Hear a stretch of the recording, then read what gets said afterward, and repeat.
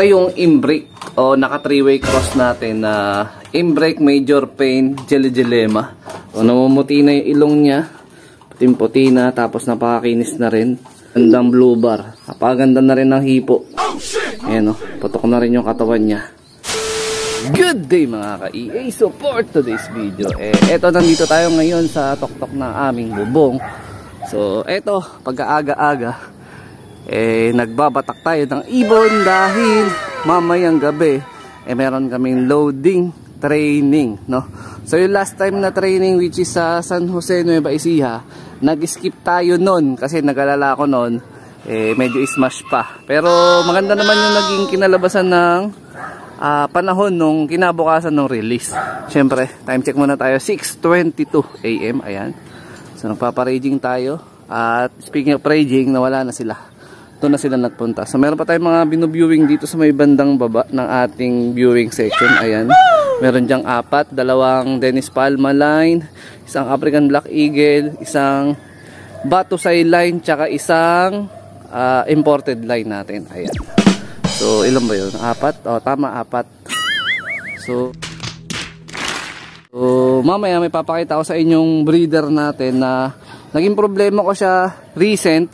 Dahil kahit nasa tamang edad na siya ng breeding, pwede na siya i-breed, pero hindi pa rin siya naglalabas ng matinong itlog. Tapos napakatagal niyang mag-egg, parang ganun. So yung breeder natin na yun, actually, GB sa atin yun ni Dabarkads TV, na kanyang ampatuan na galing din mismo kay Ex Machina. Brinid niya na yun. So yun is actually inbreed ampatuan na. No, nawala na yung ibon natin. Doon na sila, huli ko silang namataan doon. Ayan. So meron kasi ako sa kanyang bagong ikakasa, which is yung galing naman kay Sir Junboy Cabahog na imbrick, na 3-way cross na yun, imbrick, major pain, tapos jelly gelema. Pass yun, kak yun, at napakaganda na ng kondisyon ngayon. So mamaya papakita ko sa inyo. So ito na lang hinahabol ko. Actually yung ampatuan, maganda na rin yung kondisyon, pero meron ako sa kanya ibibigay bago ko sila tuluyang ikasa, para masiguro natin na magiging fertile na siya at magiging maganda na yung kalalabasan ng breeding natin sa kanya. Kasi kung di ako nagkakamali, nasa 1 year and 3 months na yung edad ng breeder natin na yun.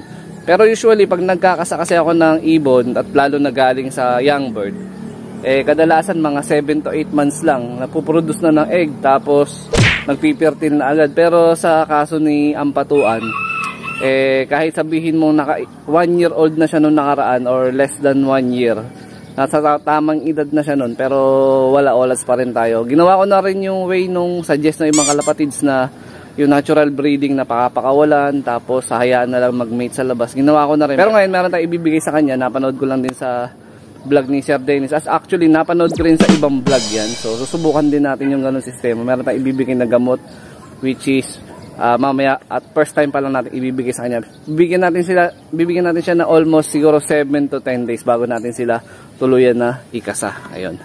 Tama po ba yun? Update tayo mga ka-EA. So eto nga yung breeder na ikakasa ko pa lang next week, no? So meron pa tayong 7 araw bago sila pagsamahin ng tuluyan. Ayan sila. So meron tayo dito separator sa gitna na transparent, nakita nila isa't isa. Ayan. So ito yung imbrick o naka 3-way cross natin na imbrick major pain jelly gelema. So galing to kay Sir Junboy Cabahog, yung champion pansier namin dito sa San Jose del Monte, Bulacan. Ayan. So kunin muna natin at i-check natin yung kanyang itsura. Ayan. Pwede na tong ikasa. Napakaganda na ng hipo mga kalapatids. Ayan, medyo malabo. Ito mga ka-EA, ayan. So namumuti na yung ilong niya, puting-puti na, tapos napakakinis na rin. Ayan. Kung daw nagkakamali, ang edad nitong kak na to 4 months old going 5. Ayan. So pagkakak naman, mga 4 months old pa lang, pag namaris na, pwede na to. Pwede na natin agad isa lang o i-breed. Ayan, pearl eye siya. Ayan. Kalahi to no mga champion bird ni Sir Junboy Cabahog. Ayan. Napakagandang blue bar. Napakaganda na rin ng hipo. Ayan, putok na rin yung katawan niya. Ayan, napakadulas. Ito na siya. So, yung ipapares ko sa kanya, which is etong ang ano, sana all. So, sa kanya etong ampatuan, no, inbreed ampatuan na breed mismo to ni Lover Gods TV. Ayan. So, flyer ko to, parehas yan. Pagka nag-i-stock tayo ng mga pambreeder natin, lalo na kung magsisimula tayo sa young bird, matik pinapaamo ko talaga para iwas disgrasya. Kung sakali man makawala sa pinaka-breeding cage, maliit ang chance ang mawala. No, dahil batcher nga at naging flyer natin. Ayan, no. Sobrang dulas niya. Ito. So, etong inbreed ang patuan, doon sa mga hindi nakakaalam mga kalapatids, linyada to na Ex Machina at the same time, yung champion bird ni Ex Machina na Crying Bading, kalahi nito. Yung mismong nilipad ni Ex Machina na Crying Bading, tsahin nito. Ito. So, yung kulay ng mga ampatuan, ganito talaga, medyo sunog talaga yung pinakakulay niya. So, naging issue ko dito nung simula nung breed ko na mga around 7 to 8 hanggang 1 year. Never talaga nagfertile yung itlog. Tsaka 2 beses lang siya nag-egg. So, sa ngayon, meron ako sa kanya ibibigay. No? Puting-puti na rin yung ilong niya. Napakadulas na rin ng balahibo. Ayun. Napakalakas. Ganda na rin ang katawan niya. Napakalapad na rin.